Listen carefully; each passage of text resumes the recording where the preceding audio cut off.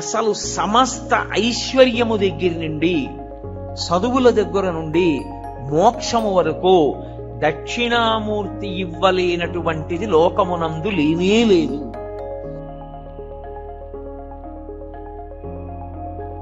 పాశ్చాత్య దేశాల్లో నటరాజ విగ్రహాలు కొంటుంటారు. ఎందుకో తెలుసా? అసలు ఆ స్వామి భంగిమ అలా ఉంటుంది. ప్రపంచంలో ఏ దేవతా స్వరూపంలోనూ కనపడనంత వేగం ఒక్క నటరాజుకే ఉంటుంది.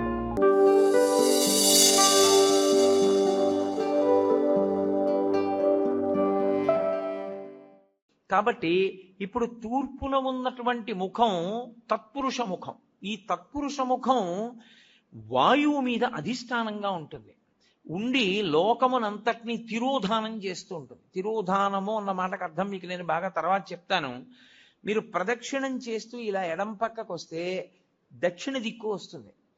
దక్షిణాన్ని చూస్తూ దక్షిణామూర్తి ఉండాలి శివాలయంలో. శివాగమంలో దక్షిణాన్ని చూస్తూ దక్షిణామూర్తి ఉండకుండా శివాలయం కట్టకూడదు. ప్రదక్షిణం చేసేటప్పుడే దక్షిణామూర్తి కనపడాలి.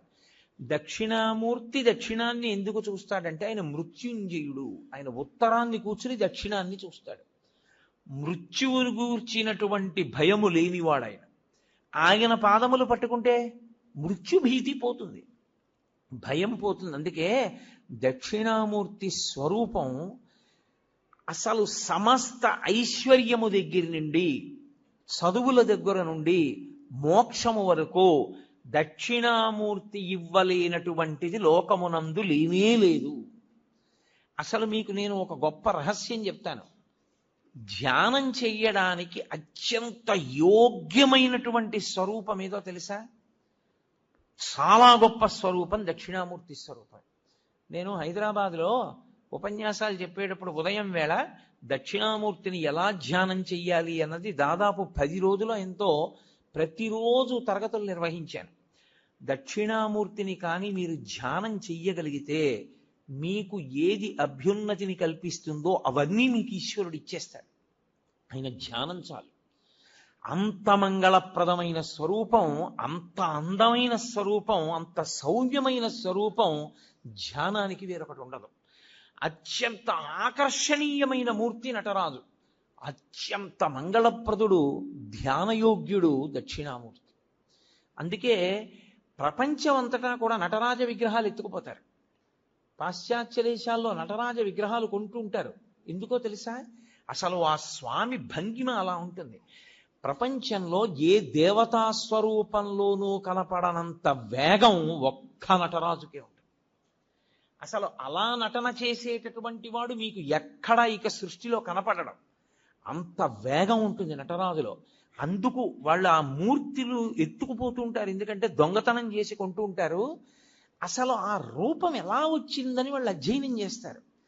ఇప్పుడు నాకు చాలా పెద్ద జుత్తు పెంచుకున్నాను అనుకోండి, ఇలాగా నేను ఇలా అన్నాను అనుకోండి, నా జుత్తు అంతా ఇటు ఎగురుతుంది. నేను అంతే వేగంగా ఇలా అన్నాను అనుకోండి, ఆ జుత్తు ఇటు ఎగురుతుంది. నేను ఇలా అన్న జుత్తుకి పడే లోపల ఇలా అంటే మళ్ళీ ఇటు జుత్తు ఇటు, ఇటు జుత్తు ఇటు ఉండేటట్టుగా తలని అంత వేగంగా తిప్పుతున్నాను అనుకోండి, అంటే ఈ జుత్తు ఇటు పడదు, అసలు ఈ జుత్తు ఇటు పడదు. ఇది ఇటిలా లేచి ఉంటుంది, ఇటిలా లేచి ఉంటుంది. తలని నిలబెట్టి ఉంచలేదు, తిప్పుతున్నాను. అంత వేగంగా తిప్పుతున్నానంటే ఈ జుత్తు ఇటు పడడానికి కానీ ఈ జుత్తు ఇటు పడడానికి కానీ ఆస్కారం లేదు. ఇది ఇలా నిలబడిపోయి ఉంటాయి. అందుకే మీరు నటరాజస్వామి మూర్తిని చూస్తే ఇక్కడ కాదు, కాంచీపురంలో ఏకాంబరేశ్వర దేవాలయంలో ఉంటుంది. మహానుభావుడి యొక్క దేవాలయం, మీరు అక్కడ చూడాలి. ఈ జుత్తి ఇలా ఉంటుంది, ఈ జుత్తి ఇలా ఉంటుంది. మీరు ఎప్పుడైనా నటరాజస్వామి మూర్తిని చూసి ఉంటారు, ఇంటికెళ్ళి మీ దగ్గర ఉంటే బాగా చూడండి. జుత్తు ఇలా ఉండదు, ఉండి కిరీటం పెట్టుకోడు, ఇది ఇటు ఎగురుతూ ఉంటుంది. అంటే నటరాజులో ఉన్నటువంటి వేగం, ఆ వేగం ఎక్కడిది అన్నదాన్ని ప్రయత్నం చేశారు. అసలు ఈ సృష్టిలో కదలికలలో ఉన్నటువంటి వేగాన్ని నటరాజులో చూపించారు. అందుకే శివస్వరూపాల్లో అద్భుత స్వరూపం నటరాజు. అత్యంత ధ్యానయోగ్యము దక్షిణామూర్తి. చిన్న పిల్లలు ఇంట్లో ఉంటే చిన్న పిల్లల దగ్గర నుంచి రేపో మాపో వెళ్ళిపోతాడనుకున్నంత పెద్ద వయస్సున్నవాడి వరకు దక్షిణామూర్తి స్వరూపము ధ్యానయోగ్యమే. మిగిలిన ఏ రూపాలు, ఏ దేవతా స్వరూపాలు మీకు అలా ధ్యానయోగ్యములు కావు. అన్ని వేళలా మీరు ఒకే రూపాన్ని బ్రహ్మచారి, గృహస్థు, వానప్రస్థు, సన్యాసి నలుగురు ఒకే రూపాన్ని ఆరాధన చేయడం కుదరదు. నేను మీకు ఒక ఉదాహరణ చెప్పాలంటే, కృష్ణ పరమాత్మని నేను ధ్యానం చేశాననుకోండి, నేను గృహస్థుని కనుక ఆవు దూడ పక్కన ఉన్నటువంటి త్రిభంగి అయిన కృష్ణుండే నేను ధ్యానం చేయాలి. ఆవు దూడ లేని కృష్ణుణ్ణి సన్యాసి ఉపాసన చేయాలి. మారిపోతుంది. అందరూ ఒకలా చేయడానికి వీల్లేదు. అదే త్రిభంగి స్వరూపం అయిన దక్షిణామూర్తి స్వరూపం. చిన్నపిల్లలు దక్షిణామూర్తిని ఎంత ధ్యానం చేస్తారో అంత జ్ఞాపక శక్తి, అంత గొప్పగా స్ఫురణ శక్తి పెరుగుతాయి. ఐశ్వర్యం కావాలనుకున్నవాడు దక్షిణామూర్తిని రోజు ధ్యానం చేస్తే అంత ఐశ్వర్యం. ఆరోగ్యం కావాలనుకున్న వాడికి ఆరోగ్యం, జ్ఞానం కలగాలనుకున్న వాడికి జ్ఞానం. నేను మీకు యథార్థం చెప్పాలంటే, మీకు ప్రతిరోజు 1-2 నిమిషాలు దక్షిణామూర్తిని ధ్యానం చేయడం అలవాటైతే మోక్షము కరతలామలకము. అంత్యమునందు పరమేశ్వరుడే మీకు జ్ఞాపకం వచ్చి మోక్షానికి వెడతాడు. అంత గొప్ప స్వరూపం దక్షిణామూర్తి స్వరూపం. అది శైవాగమంలో మీరు దక్షిణ దిక్కుకి వెళ్ళగానే దక్షిణాన్ని చూస్తూ కనపడాలయన. కనపడగానే మీరు అభిముఖంగా ఉండకూడదు. మీరు ఇటు పక్కకెడితే తూర్పు ముఖం చేస్తారు. తూర్పు ముఖం చేసి మీరు ఆయన పాదాల వంక చూసి నమస్కారం చెయ్యాలి. ఇక్కడ మీరు చాలా అదృష్టవంతులు. ఇక్కడ ఉన్నటువంటి శివాలయంలో ఆగమానికి సరిపోయేటట్టుగా అద్భుతమైనటువంటి దక్షిణామూర్తి స్వరూపం ఆ శివాలయానికి ప్రదక్షిణం చేసేటప్పుడే దక్షిణంలో ఉంది. చాలా శివాలయాలు ఇవాళ రేపు కడుతున్నటువంటి శివాలయాలలో అసలు ఆ వైభవం లేదు. అంత గొప్ప స్వరూపం దక్షిణామూర్తి స్వరూపం. ఈ దక్షిణ దిక్కుకి చూసేటటువంటి మూర్తి దక్షిణామూర్తిగా మనల్ని చూడమని చెప్తారు. అన్నీ మీకు ఇస్తాడు. కానీ శివలింగం యొక్క దక్షిణానికి చూసేటటువంటి ముఖానికి అఘోరమని పేరు. అది అగ్నిహోత్రానికి అంతటికి అధిష్టానమై ఉంటుంది. ఉండి ఈ సమస్త ప్రపంచాన్ని లయం చేసేది అదే. అందరు జీవుల్ని పడగొట్టి తనలో కలుపుకునేటటువంటి తత్వమున్నటువంటి పరమేశ్వర స్వరూపం దక్షిణాన్ని చూసేటటువంటి అఘోర స్వరూపం. అందుకే శివాలయానికి ప్రదక్షిణం చేస్తే నియమం వేరు. మీరు ఏదో ఇలా తిరగడానికి వీల్లేదు శివాలయంలో. ఇప్పుడు మీరు ఇక్కడున్న శివాలయంలోకే వెళ్ళారనుకోండి, మీకు బాగా అర్థమయ్యేట్టు నేను చెప్పాలంటే, మీరు లోపలికి వెళ్ళి చూడగానే చేతులు జోడించి ఓం తత్పురుష ముఖాయ నమః అనాలి. ఒకవేళ భక్తులకి ముఖాలు తెలియవేమోనని బోర్డు పెడతారు. అందుకే అసలు శివాలయంలో బోర్డు ఉండాలి. లేకపోతే మీకు ముఖాల పేర్లు ఎలా గుర్తుంటాయి? గుర్తుండవు. గుర్తుండాలి. ఉండని వాడికి సౌలభ్యం కోసం బోర్డు పెడతారు. బోర్డు పెడితే ఓం తత్పురుష ముఖాయ నమః అని నమస్కారం చేసి మెల్లగా దక్షిణానికి వెళ్ళాలి. మళ్ళీ అభిముఖంగా పై చూసి ఓం అఘోర ముఖాయ నమః అనాలి. ఎవడు అలా అంటూ ప్రదక్షిణం చేస్తుంటాడో వాడు మళ్ళీ పుట్టవలసిన అవసరం లేని రీతిలో జ్ఞానం ఇచ్చి కలుపుకుంటాడు. అందుకని దక్షిణామూర్తి ఉంటారు దక్షిణానికి. లేకపోతే ఆయన లోకాన్నంతటిని లయం చేసి మళ్ళీ పునర్జన్మలిచ్చే స్వరూపమై ఉంటాడు. అందుకే అగ్నికి అధిష్టానమై ఉంటాడు. మీరు దక్షిణాన్ని దాటి పశ్చిమానికి వచ్చారనుకోండి, శివాలయంలో ఆగమం ప్రకారం ఏమిటంటే పశ్చిమ దిక్కున సుబ్రహ్మణ్యేశ్వరుడు ఉండాలి. ఉండి పశ్చిమానికి వెడితే మళ్ళీ మీరు గుడికి ఎదురుగుండా నిలబడాలి. ఆ గుడి యొక్క గోడకి ఎదురుగుండా నిలబడి ఓం సద్యోజాతముఖాయ నమః అనాలి.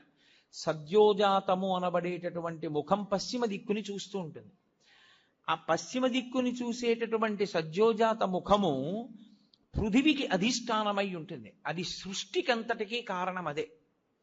ఆ ముఖంలోంచే ఈశ్వరుడు మళ్ళీ పునః సృష్టి చేస్తుంటాడు. అందుకే లోకంలో మాట అంటారు, శివాలయానికి ప్రదక్షిణం చేస్తే తీరని కోరికుందా అంటారు. కారణం ఏమిటో తెలుసా?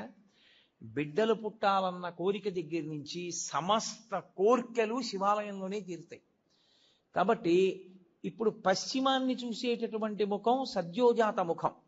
అటు తిరిగి అంటే పశ్చిమానికి వెళ్ళినప్పుడు తూర్పుకి తిరగాలి. తూర్పుకి తిరిగి ఓం సద్యోజాత ముఖాయ నమః అనాలి. సద్యోజాత ముఖమే అత్యంత శక్తివంతమైనటువంటి ముఖం. ఇప్పుడు సద్యోజాతాన్ని దాటి మళ్ళీ వెనక్కి వెళ్ళడం ప్రదక్షిణ విధి పక్కన పెట్టండి. మీరు అది దాటితే ఉత్తర దిక్కుకు వస్తారు. ఉత్తర దిక్కుకు వచ్చినప్పుడు మళ్ళీ శివాలయం గోడకి ఎదురుగుండా నిలబడాలి. నిలబడి ఓం వామదేవాయ నమః అనాలి. వామదేవుడు అంటే ఎవరు అన్నది శివమహాపురాణం చెప్పింది. ఏమ్మా పిల్లని కాసేపు బయటికి తీసుకెళ్ళకూడదా? ఎందుకమ్మా పిల్ల ఎందో ఏదో మాట్లాడుతూ ఉంటుంది, చిన్న పిల్ల దానికి ఏం తెలుసు, కాసేపు బయటికి తీసుకెళ్ళండి. శివమహాపురాణం ఆ ఉత్తర దిక్కున ఉండేటటువంటి శివుడి ముఖాన్ని వామదేవ ముఖము అని పిలిచింది. దాని గురించి మాట్లాడుతూ మంగళాయతనం దేవం యువానమతిమంగళం ధ్యాయేత్ కల్పతరోర్మూలే సుఖాసీనం సహోమయా అంటుంది లింగపురాణం. ఆ ముఖము నీటి మీద అధిష్టానం కాబట్టి అది ఏం చేస్తూ ఉంటుందంటే సమస్త మంగళములను మీకు కృప చేసేటటువంటి ముఖమదే. యథార్థమునకు అదే విష్ణు స్వరూపం, అదే విష్ణువు.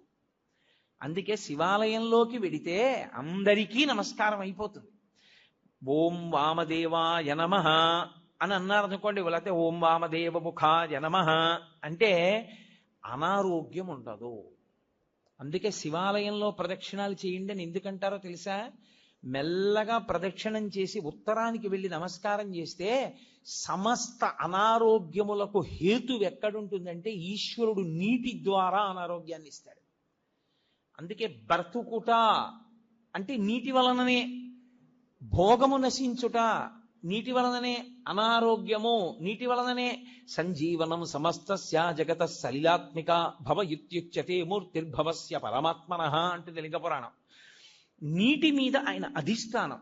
మీకు అందుకే ఏదైనా ఊరు వెళ్ళారనుకోండి, నాకు అక్కడ కూర పడలేదండి అండవు, నాకు ఆ నీళ్లు పడలేదండి అంటాడు. అనారోగ్యమునకు కారణము నీరే, మనిషి పడిపోవడానికి కారణము నీరే. నీరు అంత శక్తివంతం. నీటి మీద అధిష్టానమై ఆయన ఉత్తరాన్ని చూస్తూ ఉంటాడు. ఆ ముఖానికి ప్రతిరోజు మీరు గోడవంక చూసి ఓం వామదేవ ముఖాయ నమః అన్నారనుకోండి, ఆయన మీకు ఏకకాలమునందు మూడిటిని కృప చేస్తాడు. ఒకటి, మీకు ఏదుందో దాన్ని ఉంచుతాడు, అది పాడైపోకుండా కాపాడతాడు. రెండవది, మీకు ఉత్తరోత్తరాభివృద్ధిని ఆయనే కల్పిస్తాడు. ఉత్తరోత్తర మీరు సంతోషంగా ఉండడానికి కావలసిన సమస్త అభివృద్ధి ఆ ముఖంలోంచి వస్తుంది. మూడు, వచ్చినటువంటి భోగస్థానములను మీరు అనుభవించడానికి వీలుగా దేహారోగ్యం ఉంచుతాడు. ఈ మూడు ఇంగ్లీష్లో సస్టినెన్స్ అంటారు, స్థితి ఉంచుట. ఈ పదంలోకి వెళ్ళేటటువంటి సమస్తమైనవి కూడా వామదేవ ముఖంలోకే వెళ్ళిపోతాయి. వామదేవ ముఖంతో ఉన్న మూర్తిని పూర్తిగా చూడాలంటే మీరు పశుపతినాథ్ దేవాలయం ఎదురుగుండా ఉన్న గోడ పైన ఉన్నటువంటి శిఖరం దగ్గర చూడాలి. శివమహాపురాణంలో ఎలా చెప్పారో అలాగే కల్పవృక్షం కింద కూర్చుని ఎడమతొడ మీద పార్వతీదేవిని పెట్టుకుని ఎంత సంతోషంగానో, ఎంత నవ్వుతూ ఉంటాడో. పరమశివుడు అంత ప్రసన్నుడై అంత నవ్వుతూ మీకు కనపడ్డం. వామదేవ ముఖంతో ఉండేటటువంటి పరమేశ్వరుడు అంత ప్రహృష్టవదనంతో ఉంటాడు. వెళ్ళి ఓం వామదేవ ముఖాయ నమః అంటూ ఉంటే చాలు, ఆయన ఎంతో ప్రీతి చెందుతాడు. తూర్పు ముఖాన్ని అలా ఉంచండి. 5వ ముఖం పైకి ఉందే, దాన్ని ప్రదక్షిణం పూర్తి చేసేటప్పుడు చూడాలి. మీ ప్రదక్షిణం పూర్తయిపోయాక శివాలయంలో లింగాన్ని చూసి బయటికి వచ్చేయకూడదు. ఒకసారి మీరు అక్కడే నిలబడి పైకి చూడాలి. ఇలాగా చూసి ఓం ఈశానముఖాయ నమః అనాలి. దానికి పేరు ఈశానము అని పేరు 5వ తలకాయకి. అది ఆకాశానికి అంతటికి అధిష్టానమై ఉంటుంది. అదే మోక్షకారకం. ఇప్పుడు మీరు కొంచెం జాగ్రత్తగా గమనిస్తే నేను ఇందులో 5 ముఖముల చేత 5 కార్యములను ప్రతిపాదన చేశాను. సృష్టి, స్థితి, లయ, తిరోధాన, అనుగ్రహములు అని. సృష్టి కొత్తగా ఏర్పడుతూ ఉండడం, స్థితి ఉండడం, లయ పడిపోవడం, మళ్ళీ బ్రహ్మాండంలో కలిసిపోతూ ఉండడం. తిరోధానము అన్న మాటకు అర్థం ఏమిటో ఇప్పుడు నేను చెప్తాను చూడండి. తిరస్కరణీ విద్య అని ఒక విద్య, తిరస్కరణీ విద్య ఉందండి ఆయన దగ్గర, చాలా జాగ్రత్తగా ఉండండి అంటారు.